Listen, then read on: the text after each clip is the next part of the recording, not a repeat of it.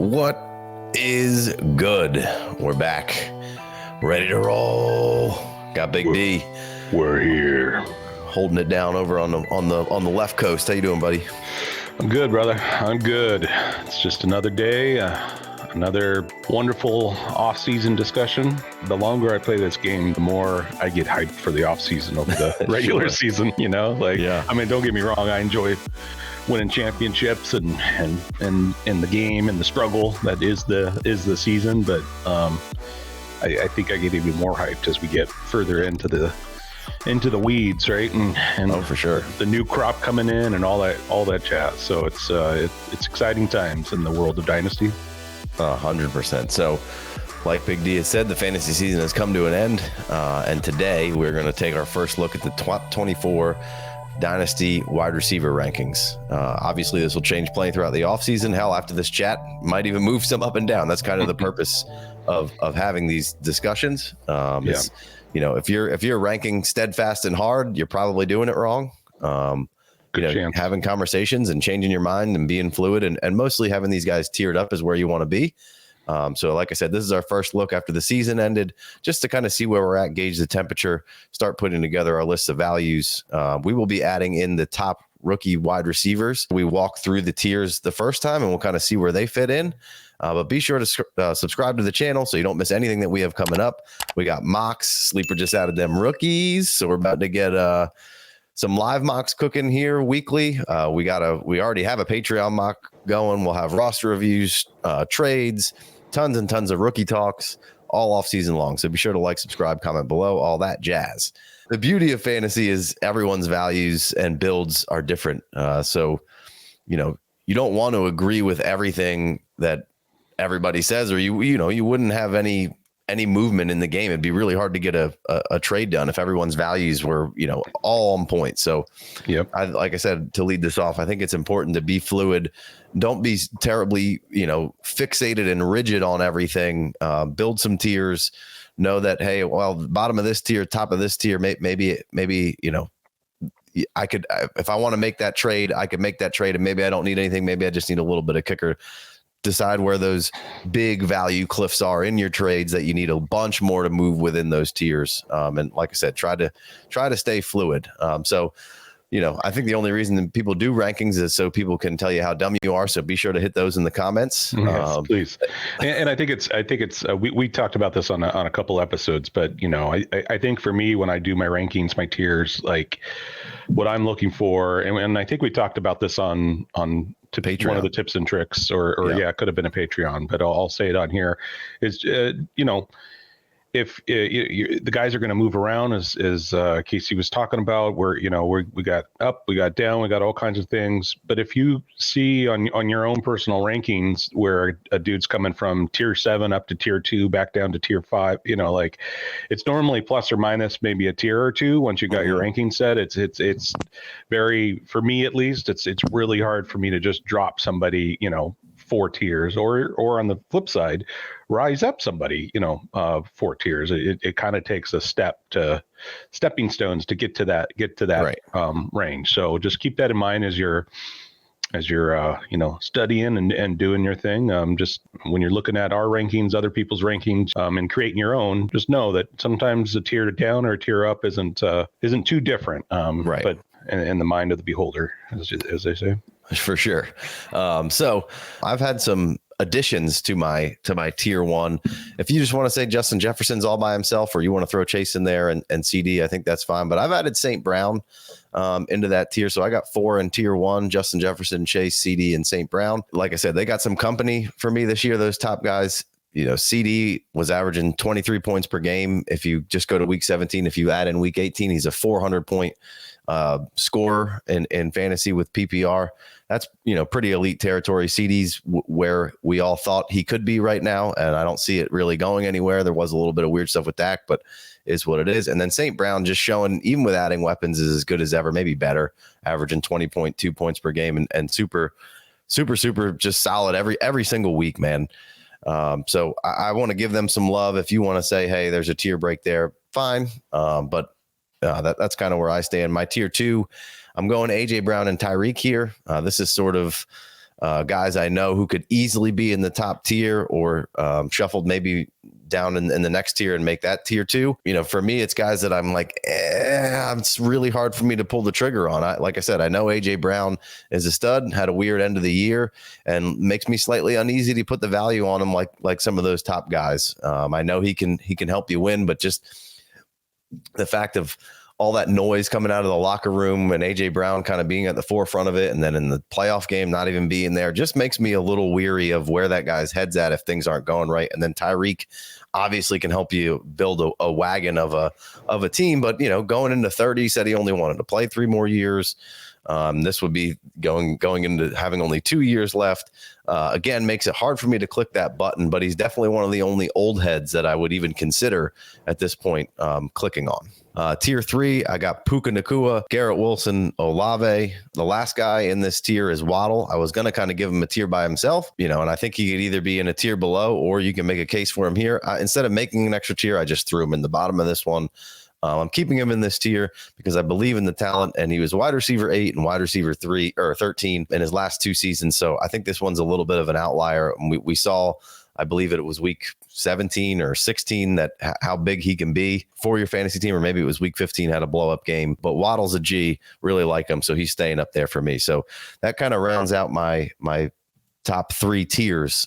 Big D, what do you have for your top 3 tiers? And then we'll, discuss a little bit of it, and we'll move to the next ones and discuss a little bit of the discourse that we have between each other. Yeah, I mean, that sounds good. It's very similar. The top, I've only got 3 in my top tier, which is Jefferson, Chase, and Lamb has kind of moved into that tier for me through the season and the play that he developed.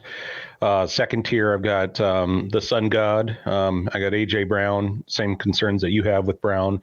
I actually moved Puka into this tier.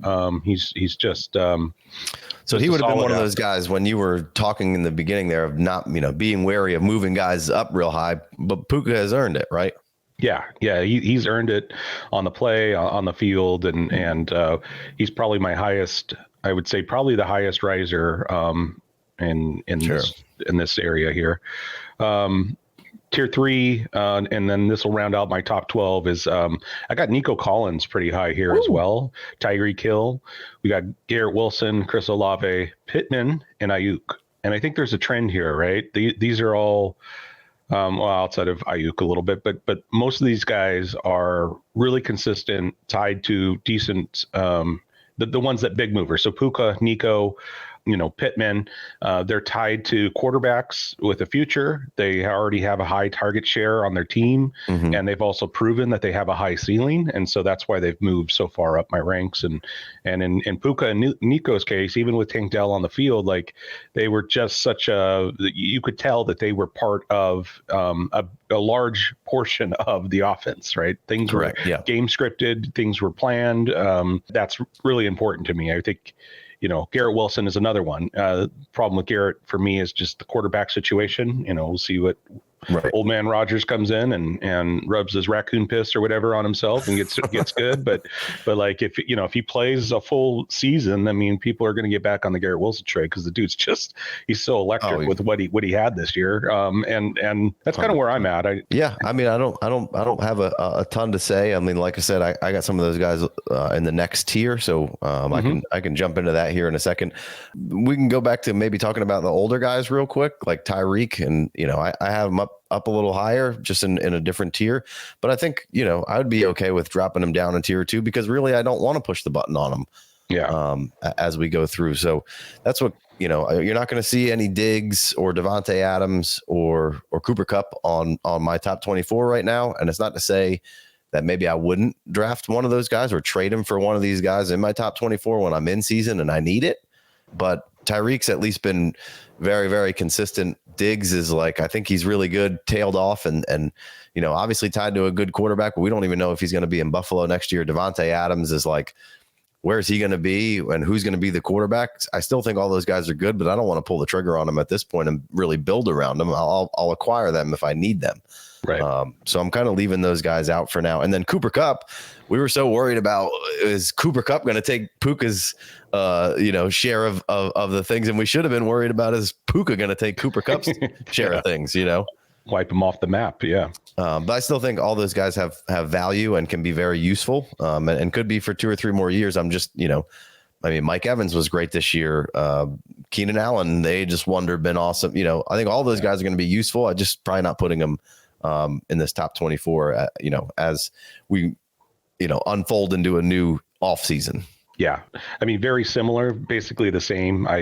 All those dudes, this could change in the middle of a startup, depending on how my draft looks. My whole rankings could change in the middle of a startup, depending on how my draft looks. Or this could change on a team, depending on what I'm doing. Just like you said, like I might just go acquire these dudes and sell a little bit of my youth, sell a little bit of this up top to get some of them. But I think from just a generic standard, where are we at, what are we doing type of thing, I think for me that, yeah, they definitely have to be down.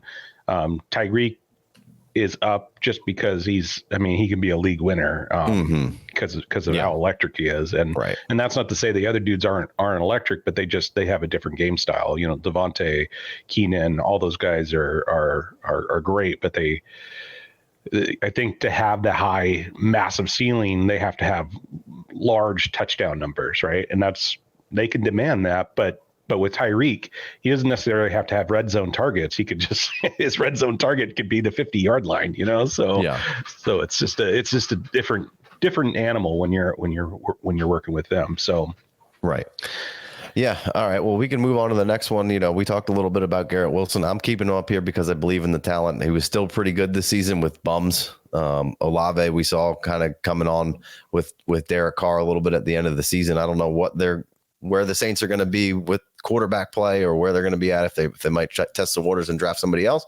But Olave is just a stud, so I'm keeping him up there. He can certainly win you weeks, and those are the kind of guys that I want in this tier, and they're still so young that I think they have opportunity to even jump another tier right there. So we'll read the rest of our list here, and you kind of had some guys in tier 3 that I had in the next tier. So before we start cross-examining each other a little bit, let's just read off the rest of the list. Tier 4, I've got Nico Collins, Rashee Rice, Devonta Smith, Brandon Ayuk, and JSN. Tier 5, I'm going Zay Flowers, Tank Dell, Jordan Addison. And I think, tier 4 and tier 5 could have been one long tier for me. And even some of these guys in tier 6, this is where it got a little more difficult to really weed out exactly how I feel. And I think doing all the startups and diving more into information will help settle some of this out. But it seems like the way my brain worked was I kind of filtered out maybe even some of the younger guys and gave them a slight advantage. So my tier 6, Drake London, DK, Pittman, DJ Moore, and T. Higgins, really like all the guys in tier 6. And like I said, I think any one of those guys could be in tier 4 or tier 5. So, I'm not terribly finicky over 4 to 6, I would say. I'll let you read your last couple tiers off here, and then we'll do some cross-examination of thoughts and processes on some of these guys. Yeah, that sounds good. So for me, it's kind of what you said, the bog. So some of these tiers, my next 2 tiers, will take me through the 24. So they're a little bit bigger than yours, but same concept. So tier 4 leading off is Waddle. We got JSN, Zay Flowers.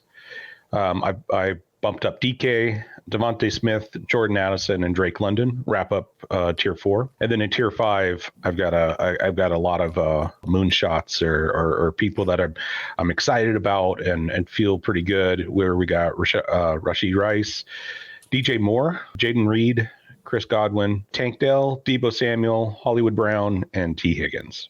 So that actually those are bonus coverage for you folks. Nice. But that brings me up to 27. That's where my tier 5 ends. Yeah, so we'll be a little over 24 here.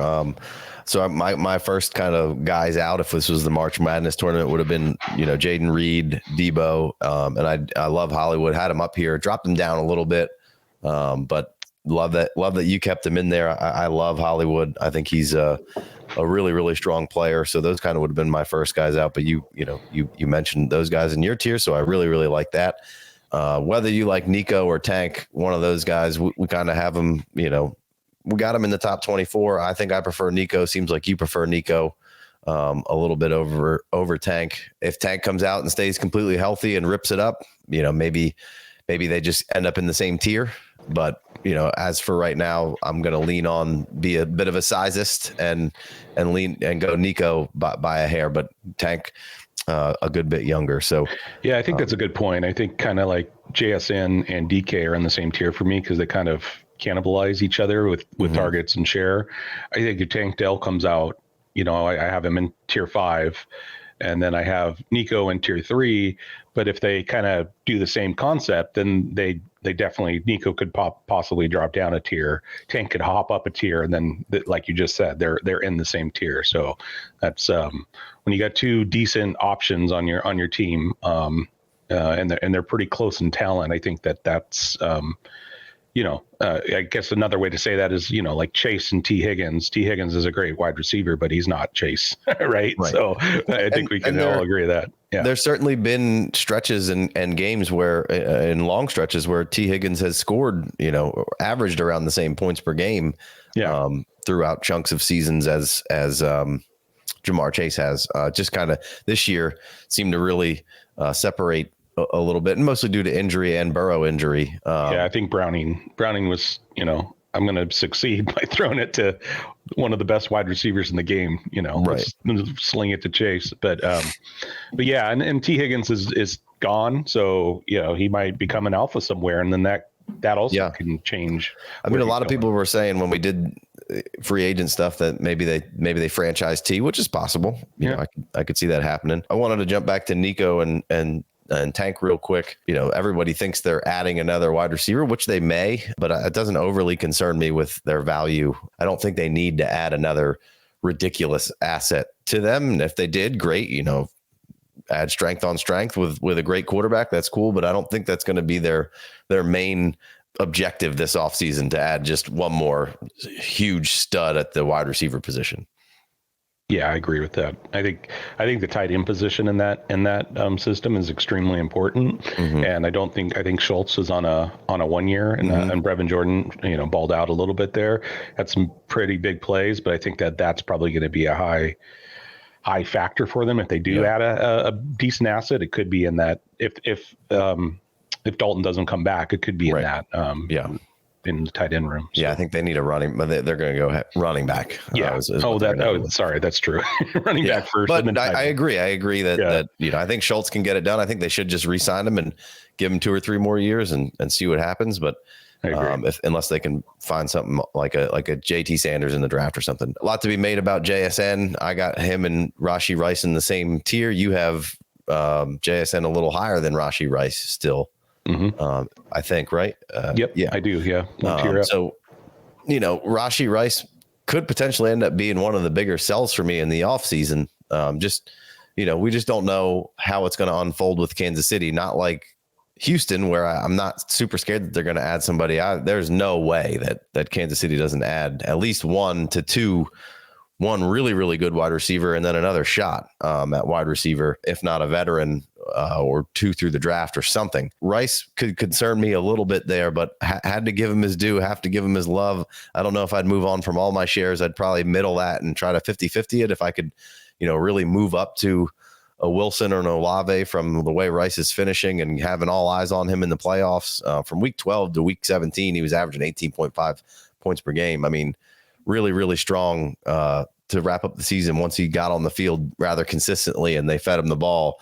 Everything that all the indicators were pointing to seemed to play out, which is what you want to see. So got some Rice love there, and I got him and JSN in the same tier. And we talked about this a little bit on the Patreon, and I think that'll be a hot topic of who should be where. And I'm sure some people will be upset that you have JSN above him, or I even have him in the same tier. I just when we're doing these rankings, you also have to project a little bit, right? It can't just all be on all the points per game from last season, right?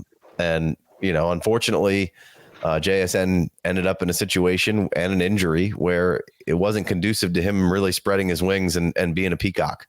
Lockett's a little older. We think the system's going to change, maybe more offensive scheme coming from a conservative defensive scheme. So that's why I'm leaving JSN in there, because I did all the work last year and JSN was awesome, but you kind of had to know that you had to middle it a little bit and say, you're probably not going to get this huge production from JSN year one. I mean, all off season, it was like, Addison's probably going to score the most points out of all these rookies. Nobody, at least lot of people I heard didn't think JSN would come out and just ball out.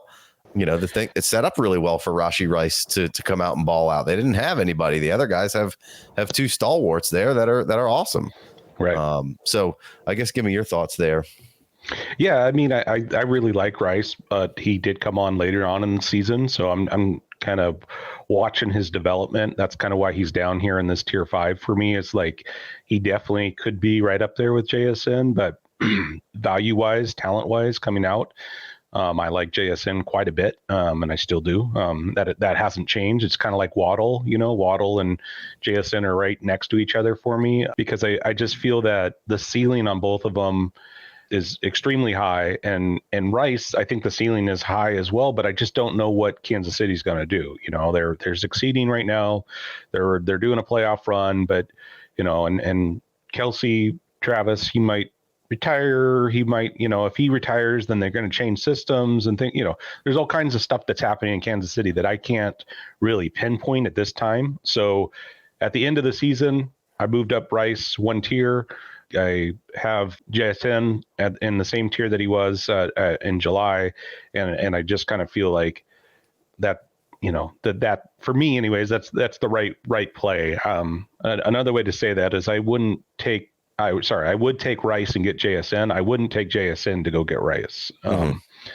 So that to me just says, okay, well, that's a tier break, right? So that's kind of how I look at it. A lot of times when I'm trying to calculate my tiers, as I take the player and then I take it up against some of the other people in that tier, and I'm like, would I go and trade this player for this player? And if the answer is yes, then it's a tier break for me, or if the answer is yeah, kind of, then it's probably not. They're probably really close. Right. So. I tend to agree there. Devonta Smith, I've seen a little chirping of maybe it's time to move him down a little bit, but I don't necessarily feel that way. It didn't seem like either one of us felt that way. No. He was wide receiver 8 or 9 last season. And I think it just puts more emphasis on, how important OCs can be. They lost the OC and it started off pretty good. And Devonta Smith was good with even sans AJ Brown in some big spots when they needed him. I just think the talent's so good with Devonta Smith. He's proved that he can operate in that wide receiver 1 area. But I think he can make a living in the wide receiver 2 area and give you wide receiver 1 or, vault into wide receiver 1 territory when called upon or in the right system. And let's say somebody like a Lincoln Riley or not Lincoln Riley, who was the Cliff Kingsbury. Some chatter about Cliff Kingsbury going there. And while maybe that isn't the most sexy thing for some of you guys out there, but like what Cliff can do is put together an offense that can score some points. Yeah. And Jalen Hurts clearly needs something. He knows Hurts potentially with a connection there. I think with the right OC in there, I'm not terribly concerned about Jalen Hurts. But with the right OC in there, I think we can just stabilize Devonta Smith and not be terribly concerned. So just keeping on the talent and what I've seen already from him, I'm not willing to drop him down a ton. Yeah, no, completely agree. He's a stabilized target for me. That situation isn't too fluid, but there are times where things could change. I mean, AJ Brown supposedly took all the Eagles stuff off and threw a fit and blah blah blah, and who knows? I mean, NFL is a funny. It's funny sometimes. So I think, as you said, the Slim Reaper, he can handle his own. So he's going to stay put for me. I think one of the hardest players that I had for rankings was DJ Moore. What's your thoughts on DJ? Yeah. Well, real quick, it was Lincoln Riley. I had him on the brain, so I don't think Hurts and Kingsbury have any connection. So misspoke there. DJ Moore, like I said, he was the last one in, and Reed and Debo and Hollywood were kind of last ones out. We got DJ Moore coming into most likely a Caleb Williams situation and probably adding another wide receiver to that mix. So I could see how that could concern you. I think if DJ Moore is already on my roster, I'm pretty excited about it. I'll be interested to see once we get these startups back rolling and we build the ADP kind of where DJ Moore falls. And if I should be selling him off for somebody or buying, I'm not really quite sure yet. I feel like he's one of those guys that could go either way, depending on what I'm doing. Yeah. But commanded the target share that we kind of that you've been expecting, or he's at least demanded over most of his career. And being, what was he, wide receiver 6 on the season? Yeah, 7? I think he was 6. Yeah. So, pretty solid, but if you add some competition, how do you feel about it? Yeah, and that's exactly my thoughts on it. Is like, I feel like he should be higher in my rankings just because of how he's performed and how he performed this year. But I also kind of feel like, well, I just maybe it's just I still got a little bit of the Carolina taste in my mouth, but I'm just kind of like, I don't know. And so that's kind of that tier 5 for me is full of that. And I started off the show by saying, you shouldn't be jumping massive tiers with your players. Right.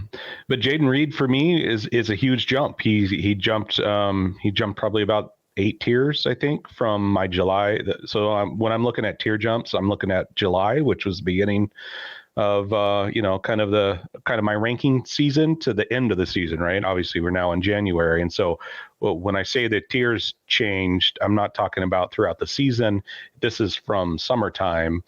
And Reed was one of the players I just missed on, to be completely honest. Like I was not, and I've been on record, a proponent of Love, but man, his development this year, like from those first couple games and some of the stuff that I saw to end, man, it is really impressive. I got to give it. I got much love for Love, just what he's put in and how he's done that and the way that offense is operating.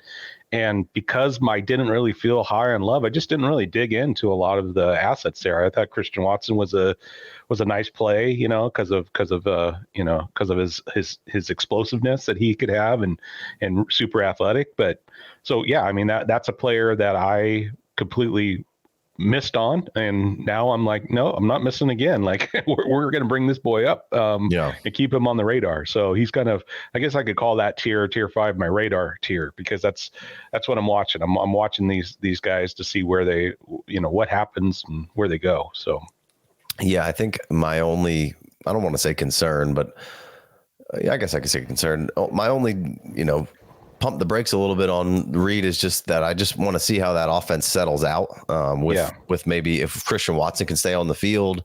Romeo had a huge playoff game, has had some big spots. We know that Love does enjoy him some Romeo if both tight ends are healthy all season.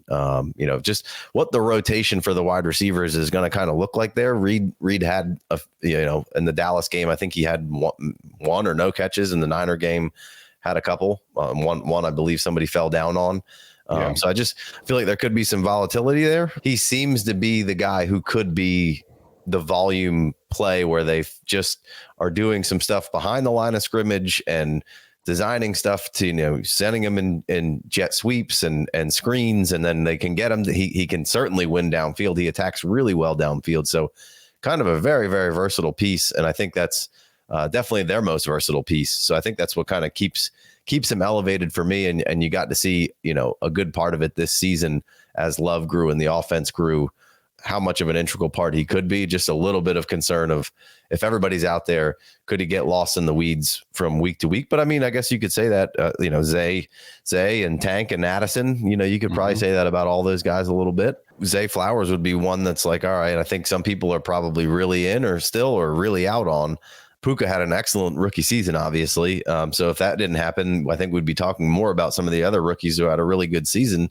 And I think Zay's just going to continue getting better and evolving as that offense kind of moves forward. So not scared of Zay really at all. But if you want to say, hey, I'll take Reed over Zay, I can't really argue with you if a terrible amount. I could, but yeah, I get what you're saying. Right. I mean, I have Zay ranked higher, by a tier or two, but No, I completely understand what you're saying. I just got to throw my flowers out. So So we insert some rookies here. Is that what we're thinking? Yeah, let's throw the rookies in kind of where they would fall for me right now, as we're just approaching the real meat and potatoes of rookie season and really diving into these. We're gonna get the Senior Bowl soon, and then we'll get the Combine, and we'll start really dissecting these. But I think three of the strong wide receiver class, three of these wide receivers I think have already kind of entrenched their positioning in most people's minds with they check almost all the boxes film analytically. Now some people Rome Odunze seems to be the one that some people waffle around on a little bit. Some people have him above Neighbors, some people have him below Neighbors, some people have 2 or 3 guys above him, which I think is nonsense. But I think just kind of putting these guys into the buckets of where they fall right now, I would throw Marvin Harrison Jr. into tier 2. So just outside of those awesome guys who have already clearly defined themselves in Jefferson, Chase, Ceedee, and St. Brown, I'd put Marvin Harrison right outside of those guys, just coming right into the league and being damn near top 5, top 7 wide receivers. And that's what we're seeing in the startups that we've kind of done, through November, December, and we've got one going right now. And he just, the mocks, obviously, he just went in the top of the second. So how about, what say you with Marvin Harrison, Big D? Yeah, I think he's right. He's right around that AJ Brown, Puka, Nico area for me. Tyreek, I think, as you were saying in the draft, like thinking about Tyreek, right? Like you got Marvin or you got Tyreek. Like I'm gonna lean heavy towards Marvin, I think, at this point, and could be the rookie fever starting to happen, all that kind of stuff. But still, it's like what we know and what we're projecting for him, which you talked about at the top of the show, was projections. Like no matter where he lands at this point, I think I'm still going to be just as bullish. Things could change. He might drop a tier, but I think he's right in that tier. He's probably at the bottom of the tier 2 for me, because I still want to, give some love to the other guys, but I think that he's right in that ballpark. Yeah, I tend to agree. And I think for me, are just structured a little different, but we're same sentiment. Yeah. And I think for me, Neighbors is kind of right in there too. He's probably at the bottom of tier 3, tier 4 for me. So probably wide receiver 14, 15. I think that's kind of where I have, right. Just probably I would say wide receiver 15 above Flowers for me is kind of where I've feel just my gut feel right now is where he's placing. Is that similar to you? Or yeah, so I'm going to put Neighbors and Odunze pretty much together here, and I'll slot them kind of right under that my what would be my tier 3. And you could, like I said, if you wanted to chop St. Brown and throw him in the other tier or whatever, regardless. But sure. In my tier 3, I'd go Puka, Garrett, Wilson, Olave. I'd throw Neighbors and Odunze in that tier. If you want to say above, below those guys, do whatever you want. But as of right now, I'd put those guys right there on that pedestal too. Both possess different skills from each other, but I think both can be highly effective, and they're going to get, like I said, check a lot of the boxes. They're going to get the draft capital. I do think there's a bit of even if you don't think play wise, that there's that big of a difference between Marvin Harrison and Neighbors and Odunze. Like there's already, I just feel like there's overwhelmingly so much more value placed on Marvin Harrison at this point. Yeah. Than the other 2 guys. And Neighbors is starting to climb up there, and there'll be some people who either really believe that Neighbors is better or just as good as Marvin Harrison. And I think it's pretty close, but there'll be certainly some people who are like, oh yeah, he's better. I got him as my wide receiver 1, and maybe he will be, but that seems like a little bit of just driving traffic at that point. Yeah. So that's kind of where I have those guys. I think Rome Odunze falls right there with Neighbors for me. Any difference for you? I think Odunze is probably a little bit lower for me. Same tier, but down just a tad, but it's not enough to get excited about. He's right in that tier 4, end of tier 4, beginning of tier 5. Like I think I'd rather have at this point, just at this point of the season, I would rather have Odunze than Rice personally. Sure. So but I think they're really, for me, neck and neck, and so that's kind of where I'm slotting him at this moment in time. Yeah. All right. Well, let's wrap this up. We got a little rookie talk in there. We got our first look at some tiers. Tell us what you like, what you didn't like, who we're dead wrong on, because like I said, I'm pretty sure that's the only reason you do rankings is to tell people how wrong they are. Well, start your own show, make your own tiers, and then I can come on there and tell. No, I would never negatively comment on somebody's video because I think that's useless energy. if you disagree and are having fun or there's a mistake, then sure. But let the trolls negatively comment. Come on, they all help us out. So joke's on you.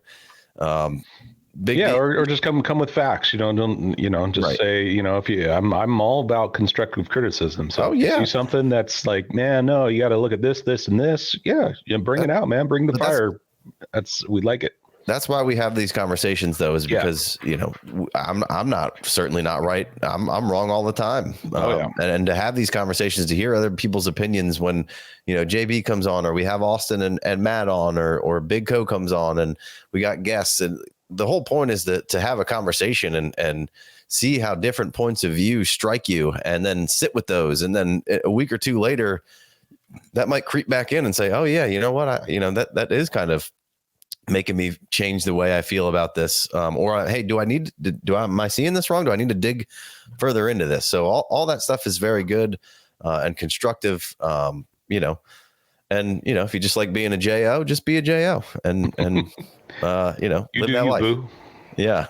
All right, man. Well, we appreciate you guys. You can hit us up on the Patreons. We got the $5 holler, and that'll get you on the Discord. We're going to be doing lots of mocks. We're going to have ADP. We're going to have some rookie pages, all that kind of stuff going together, and some film breakdowns over there eventually. Once we get that all rolling, roster reviews. We're going to get a free Discord going. So when that's ready to go, we'll direct you to kind of Patreon. So you can sign up for a free Patreon as well. And then, that'll link to the Discord. And there'll be a free Discord, so maybe a better place that we can start having our roster reviews and trades posted, and you guys can build your own little community and chat amongst yourselves. But always the $5 holler Discord is always wide open, and we very much appreciate all the love and support that we've got, whether you're a patron or not. So we will catch you next time. Peace.